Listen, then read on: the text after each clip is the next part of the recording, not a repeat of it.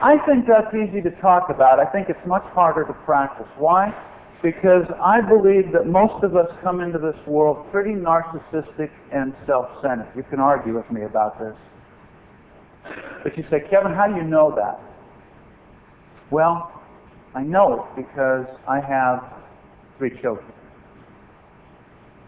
I do not remember any of these characters coming home from the hospital saying, hey, Mom, need any help around here? Hey, Mom, can I take you anywhere? Hey, Dad, need some money? I don't know what it's like at your joint, but in my place, it's all about me. Hey, Dad, can you help me with this? Mom, can you take me here? Hey, can you give me a few days? It's all about moi. And you say, okay, but that's your kids, and kids are kids, but that doesn't happen in our business. Well, think about it.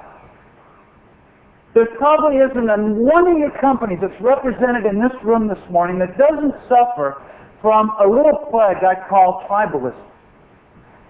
Which is, I get over here in my nook and cranny of the organization, I'm trying to do a good job, I'm trying to meet the needs of my internal customers, but I'm not thinking about what I can do over here to serve somebody that's way over here. I'm not thinking systemically because I'm focused on moi.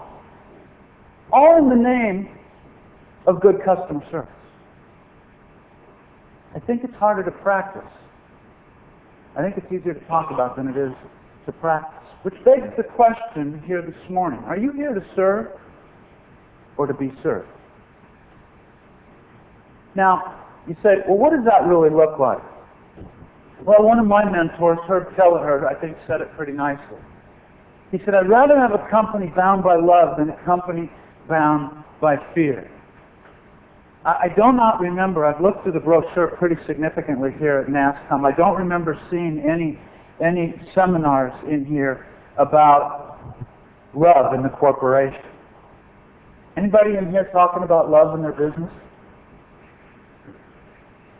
We don't want to talk about that, right? That's touchy-feely stuff. That's for the kooks. It makes the lawyers very nervous. And yet, I think Kelleher got it right. Because think about this. If you can create a spirit of, you got to ask the question, what's the major way love is manifested, whether it's professionally or personally? Answer, through service. Me serving you.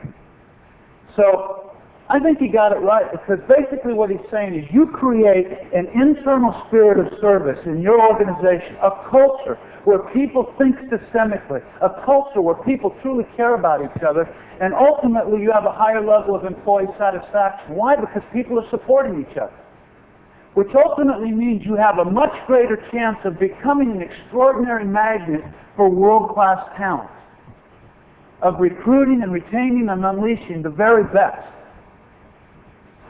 Which ultimately means you're going to have a higher level of passion in the organization leading to commitment and productivity, which means a higher level of customer satisfaction, customer retention, and ultimately profitability. But the key here is that service becomes the driver, and it's fueled by leaders at all levels. Now let me tell you, ladies and gentlemen, the mistake that many companies make, and I might just be foolish here this morning. You can debate with me in the Q&A, all right?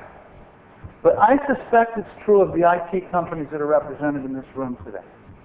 I think we get way over here at the customer satisfaction level, and we say, how can we bring the processes? How can we re-engineer? How can we bring the quality and customer service and Six Sigma tools to our people so that they can in turn serve our customers better? Gang, I got to tell you, I'm all for all those tools. But you've got to ask the question, why do so many quality and customer service efforts fail in companies like yours and mine? Answer, because we reduce service to a set of tools and techniques, and if I might be so bold, technology, without understanding the culture that infuses those tools and technology and systems and processes with life.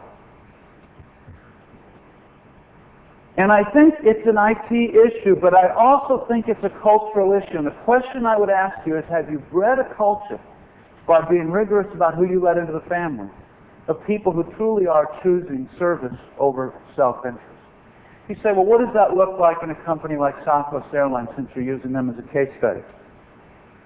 It's the pilot who gets out of the cockpit, because the cockpit procedures are so simple, and goes down on the tarmac and starts loading bags in the belly of the airplane to help the ramp agents get a 5-minute delay back on target. It's the skycap who has a hairy passenger pull up to the curb, and she says, has Flight 411 boarded yet? Has Flight 411 gone? And he looks up at the monitor, and the monitor's going boarding, boarding, boarding. He says, you know what? It's boarding right now, but if you run, you can make it because it's the first gate up the hall. She says, no, you don't understand. I got to park my car. He said, no, you don't. I'll park your car. You give me the keys to your car, and when you come back, I will have the keys to your car and a map to where I park it right here with this gate agent upon your return. You go run. You go make your car. You go make your flight. Now, I know what some of you are thinking. Don't give him the keys. Don't do it. Don't do it. And yet, you know what? She's desperate because she's got to make a business trip. She gives him the keys, comes back 3 days later, and guess what? The map and the keys are exactly where he said they would be. Now you got to ask the question: did they train their people at Southwest, their skycaps, to become valets? No. They hired somebody who decided to choose service over self-interest and own the customer's experience when the moment presented itself.